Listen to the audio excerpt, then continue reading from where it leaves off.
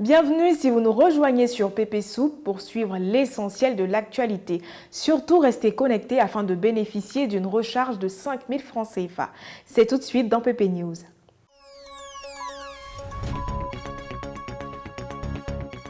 Ils sont nombreux, ces vendeurs ambulants qui vous accostent sans répit aux alentours de la gare nord d'Adjamé.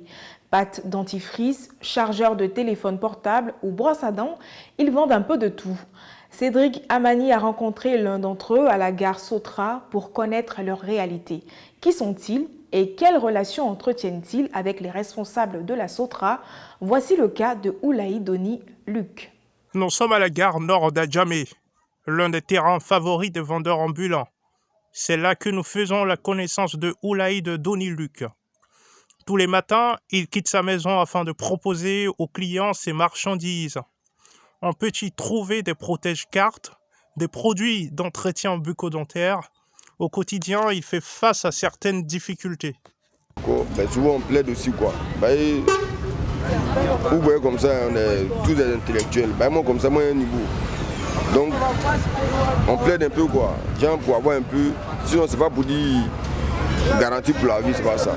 Voilà, on cherche un peu quoi. Mais d'un moment à l'autre, il y a d'autres. Une fois que tu sais que tu as eu un mieux ailleurs, tu t'en vas. C'est pas pour dire on t'a embauché ou bien gens, ils sont d'accord, ils t'ont déposé, non. Tu gagnes un peu, tu t'en vas. Ou bien soit si on te dit qu'il quitter là, tu bouges. C'est demander ambulante. Voilà. Bon, quand il dit comme ça, souvent moi comme ça, je vais un peu me lever pour aller à l'intérieur, pour aller vendre. Mais c'est pas tous les jours ici. Il y a les jours où on dit non, bon. Un moment, ils sont venus là, on nous a fatigués, mais on vend à la volée, quoi, si on comprend. Mais pour dire non, un marché, genre comme ça, venez vous asseoir là, non, pas encore. Bon, moi, ils plaident un peu. De nous, on plaide pour avoir un peu, genre, but d'un moment à l'autre, on quitte ici. À l'instar de Oulaï, de nombreux jeunes viennent à cette gare de la Sotra afin de mieux gagner leur vie. Cette société des transports ne réclame aucune commission sur leur vente. La menuiserie fait partie de sa vie. Issu d'une famille de menuisiers, Cyril Adébayor n'a pas eu d'autre choix de s'y intéresser. Il est installé depuis 20 ans à son atelier situé à Bingerville. Cyril travaille en collaboration avec plusieurs apprentis qui lui donnent un coup de main dans les finitions. Prunella Salé est allée à sa rencontre. Monsieur Cyril Adébayor, un homme passionné par le métier de menuisier, depuis son enfance, décide d'ouvrir son atelier de menuiserie au Carrefour Jamar à Bingerville. Il y a longtemps que je suis installé. Moi, ça fait 20 ans que je suis dans la menuiserie.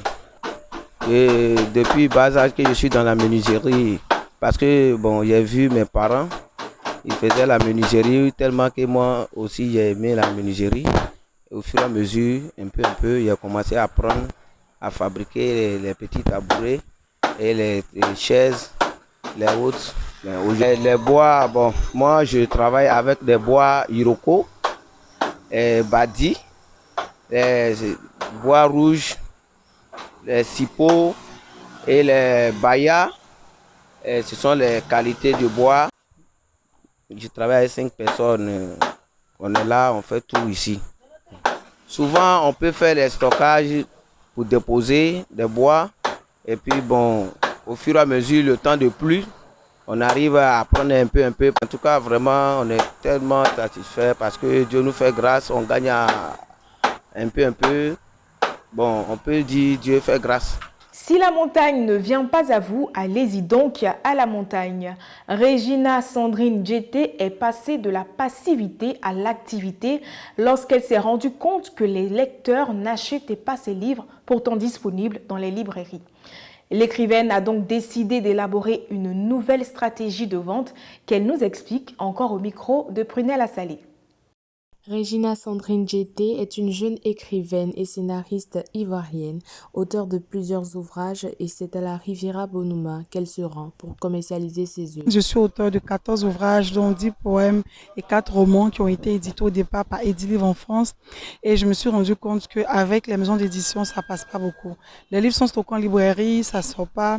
Donc j'ai mis ma propre stratégie de communication en place. Je prends les livres avec le libraire et je le commercialise dans les supermarchés. Présentement, je suis Abidjan Mall, l'auteur de tous ces ouvrages-là. Et Dieu fait grâce, les gens s'intéressent, ils viennent, ils achètent et autres. Il faut dire qu'ici en Côte d'Ivoire, les gens n'aiment pas trop la lecture. Donc pour moi, c'est le moyen d'emmener les gens à aimer le livre. Lisant, quand on lit, du moins, on s'instruit, on se divertit et en même temps, on passe du bon moment. Aujourd'hui, le digital a fait que les gens sont plus sur le numérique, ils sont plus sur Internet. C'est bien d'aller sur Internet, mais on doit trouver un temps pour se mettre dans à la maison. À la maison, maintenant, de nos jours, les gens ont plus de bibliothèques, de vaisselle, voilà. On doit avoir des bibliothèques d'ouvrages. Je suis mère de 2 millions de garçons et ça m'a inspiré pour écrire ce livre, La vie d'une mère. Là, je parle du bonheur pour la femme d'être maman et la bonne éducation que la mère se doit de transmettre à son enfant. Donc, aimez la littérature, lisez, instruisez-vous. Moi, je suis tous les jours à Abidjan Mall et je serai ravie que vous y passiez. Merci. Dans quelle commune est situé l'atelier de Cyril à Débayor? À vos claviers, chers internautes, pour donner la bonne réponse. Quant à moi, je vous dis à demain pour une nouvelle édition d'information.